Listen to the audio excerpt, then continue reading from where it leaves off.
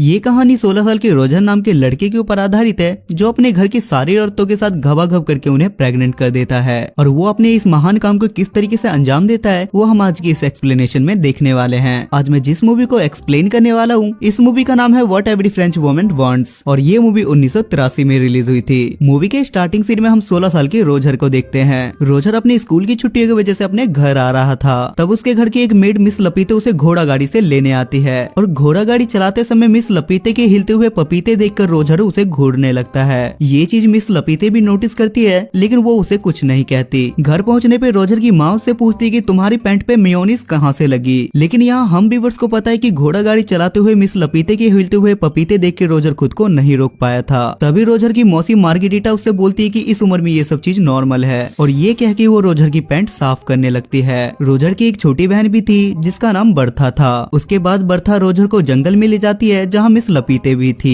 तभी लपीते रोजर के सामने ही साइड में जाके हल्की होने लगती है और ये देखकर रोजर की आंखें बाहर आ जाती है। उसके बाद रोजर को किसी की चिल्लाने की आवाजें सुनाई देती है और जब रोजर वहाँ पे देखने के लिए जाता है तो वहाँ उसे उसी के घर की एक मेड उर्सिला किसी और के साथ जंगल में मंगल करती हुई दिखाई देती है। जिसके बाद रोजर वहाँ से भाग जाता है क्योंकि उसे लगता है कि वो एक गलत दुनिया में आ गया है। उसके बाद सीन स्विच होता है और हम पूरी फैमिली को एक साथ खाना खाते हुए देखते हैं जहाँ हम व्यूअर्स को पता चलता है कि रोजर की माँ काफी ज्यादा स्ट्रिक्ट है। शाम को रोजर जब सोने की कोशिश कर रहा था तो उसे बाहर से कुछ आवाजें सुनाई देती है और जब वो कमरे से बाहर आता है तो वो देखता है कि एक नौकरानी घोड़ी बन के खड़ी है और कोई उसके पीछे से बजा रहा है। ये देखने के बाद रोजर की फटके चार हो जाती है और रोजर वापस सोने के लिए चला जाता है और बिस्तर में उसकी छोटी बहन बर्था छुपी हुई थी। तब बर्था उसे बताती है कि मिस लपीते ने मुझे बताया कि हमारी मासी मार्गेरिटा अभी भी वर्जिन है। जिस पर रोजर उससे पूछता है कि वो अभी तक वर्जिन क्यों है। जिस पे बर्था उसे बताती है कि उन्हें मर्दों से डर लगता है और इसलिए उन्होंने अभी तक शादी नहीं की है। तभी वहाँ अचानक से नैनी केट आ जाती है और केट का काम बर्था का देखभाल करना था। बर्था के वहाँ से जाने के बाद केट रोजर का ब्लैंकेट हटाती है जिस पर रोजर अचानक से डर जाता है क्योंकि रोजर का पप्पू खड़ा हो गया था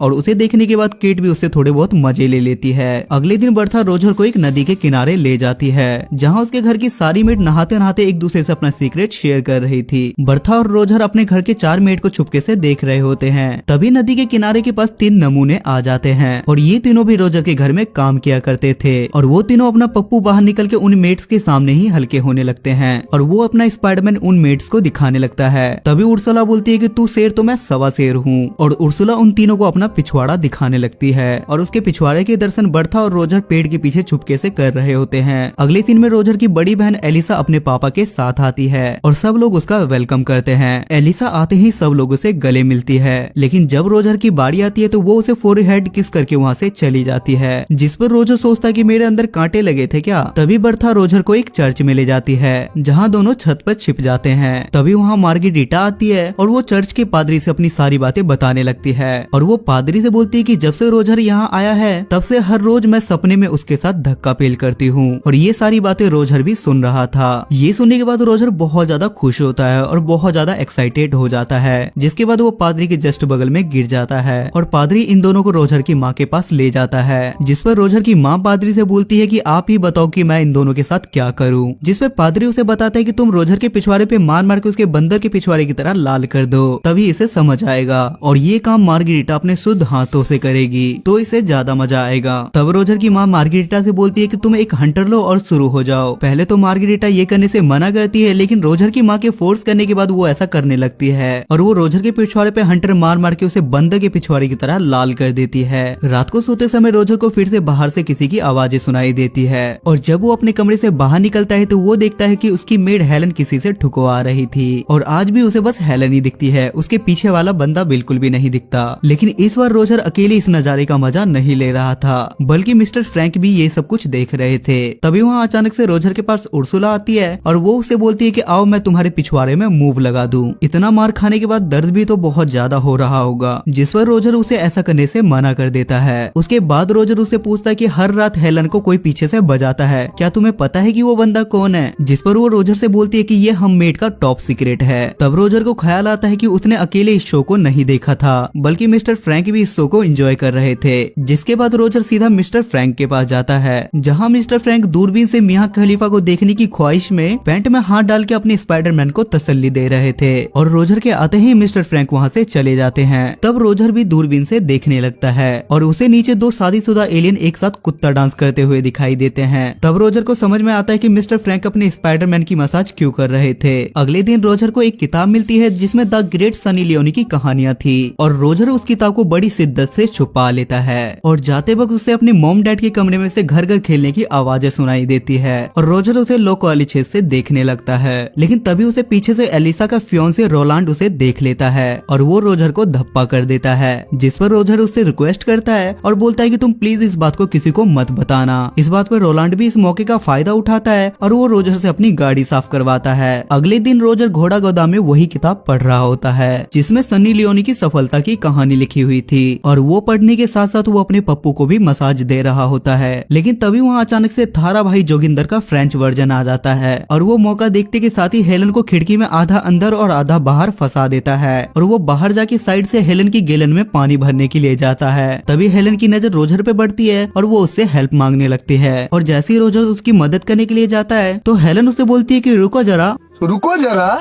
सबर करो और गैलन में पानी भरने दो। तभी रोजर बाहर निकल के देखने के लिए जाता है कि हेलन की गैलन में पानी कौन भर रहा है, लेकिन तब तक जोगिंदर भाई अपना काम कर चुके थे। अगले सीन में रोजर अपनी फैमिली के साथ बैठा था जहां रोलांड रोजर को अपने जूते साफ करने के लिए बोलता है, लेकिन रोजर काम करने से सीधा मना कर देता है। तभी रोलांड अपनी औकात दिखाता है और वो रोजर की माँ को उसकी सारी सच्चाई बता देता है, जिस पर रोजर की माँ बोलती है कि मेरी दोनों बेटियां ठीक हैं, लेकिन पता नहीं मैंने इस इमरान हाशमी को जन्म कैसे दे दिया। जिसके बाद रोजर अपनी सनी लियोनी वाली किताब को अपनी बहन की किताब से बदल देता है और वो वहाँ से छुप के देखता है कि वो इस किताब को पढ़ेगी या नहीं। उसके बाद एलिसा उस किताब को पढ़ के ऐसा रिएक्ट करती है जैसे उसे धरती पे स्वर्ग मिल गया हो। उसके बाद रोजर किचन में जाता है जहाँ उर्सुला होती है और वो मौका देके उर्सुला को वहीं घोड़ी बनाने लगता है, लेकिन तभी वहाँ अचानक से एक दूसरी मेड आ जाती है और रोजर वहाँ छुप जाता है। जिसके बाद रोजर सोचता है कि मेरी ही किस्मत में एल लगे हुए हैं। तभी उसके दिमाग की बत्ती जलती है और वो मिस लपीते के पीछे उसके पपीते दबाने के लिए जाता है, जिस पर मिस लपीते उससे पहले मना करती है कि ऐसा मत करो। लेकिन थोड़ी देर के बाद मिस लपीते उससे बोलती है कि रोजर मेरे बच्चे जितना बजाना है तुम बजाओ। लेकिन वहाँ रोजर की नोबिता वाली किस्मत चमक जाती है और बाहर कोई जर्मनी और फ्रांस के बीच में जंग का ऐलान कर देता है और सबको पता चलता है कि जर्मनी ने फ्रांस से जंग का ऐलान कर दिया है। अगले दिन सब लोग युद्ध में जाने की खुशी मना रहे होते हैं, लेकिन रोजर की हालत ऐसी होती है जैसे उसने ढिंडोरा की लॉटरी जीत ली हो। लेकिन फ्रांस में एक नियम था कि वार में जाने से पहले वो सब लोग अपनी बीवी को टीवी के सामने घोड़ी बनाएंगे, जिसके बाद रात में सब लोग अपनी बीवी को जंगल में ले जाके उसकी बजाने लगते हैं, जिस पर रोजर सोचता है कि ये बस आज रात की चांदनी है और इसके बाद तो इनकी पिक्चर मैं ही बनाऊंगा। सबके युद्ध में जाने के बाद सारी लेडीज अकेली थी और रोजर सबसे पहले उर्सुला के पास जाता है जहाँ वो उसे ले दे के घोड़ी बना ही देता है और वो उर्सुला से ये भी बोलता है कि मुझे तुमसे प्यार हो गया है, जिस पर उर्सुला बोलती है कि सारे लड़के पहली बार चरम सुख का आनंद लेने के बाद यही बोलते हैं। अगले सीन में बर्था रोजर से बोलती है कि पादरी माँ से मिलने के लिए आए हुए हैं, जिसके बाद ये दोनों भाई बहन चुपके से उन दोनों की बातें सुनने लगते हैं। जिस पर रोजर की माँ पादरी से बोलती है कि मेरा पति मेरी कभी घोड़ी बना के लेता है तो कभी डॉगी बना के लेता है, इससे कोई पाप तो नहीं। जिस पर पादरी बोलता है कि नहीं, वो तुम्हारा पति है,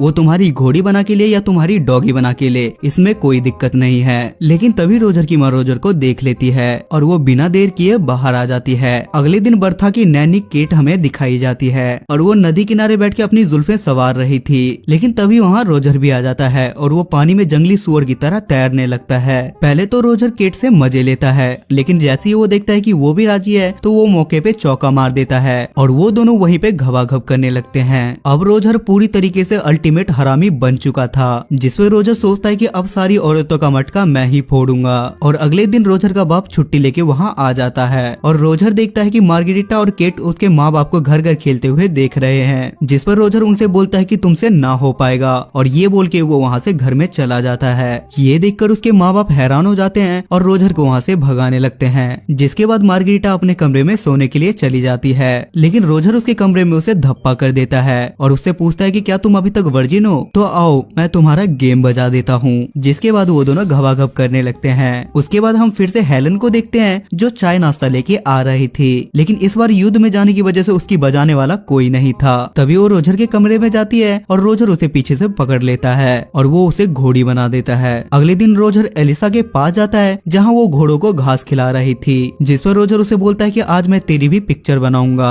पहले तो एलिसा उसे ऐसे करने से मना करती है, लेकिन थोड़ी देर बाद बोलती कि हाँ मेरी पिक्चर बनाओ और हाँ पिक्चर में मुझे घोड़ी का रोल देना। जिसके बाद रोजर उसे भी घोड़ी बना देता है। अब रोजर सारी औरतों के बीच पॉपुलर हो गया था और सारी औरतें बारी बारी उसके पास काम 25 करवाने के लिए आती थी। दिन बीतते जाते हैं और ये सिलसिला चलता रहता है। एक दिन एलिसा रोजर से बोलती है कि मैं प्रेग्नेंट हूँ। तभी रोजर देखता है कि रोलांड भी वापस आ गया है क्योंकि अब युद्ध खत्म हो चुका था। उर्सिला और मार्गरीटा भी उसे बोलती है कि मैं भी प्रेग्नेंट हूँ और ये सुनने के बाद रोजर के पैरों तले जमीन खिसक जाती है क्योंकि अगर उसके मॉम डैड को ये बात पता चली तो उसके मॉम डैड उसे नंगा करके सारी जगह घुमाएंगे। तभी रोजर उर्सुला से बोलता है कि एक नेल पॉलिश लेके आओ और वो उस नेल पॉलिश को एलिसा के बेड पे लगा देता है और बोलता है कि तुम कुछ भी करके रोलांड के साथ घबाघब कर लेना, जिससे रोलांड को लगे कि एलिसा अभी भी वर्जिन है। उसके बाद वो अपनी मासी से बोलता है कि आप फ्रैंक से शादी कर लो, वो आपको बहुत ज्यादा पसंद करता है और ये सुनने के बाद वो दोनों शादी के लिए मान जाते हैं। उसके बाद रोजर उर्सुला के पास जाता है और उसे शादी के लिए प्रपोज करता है, लेकिन उर्सुला उसे मना कर देती है क्योंकि वो पहले से किसी और को पसंद करती थी।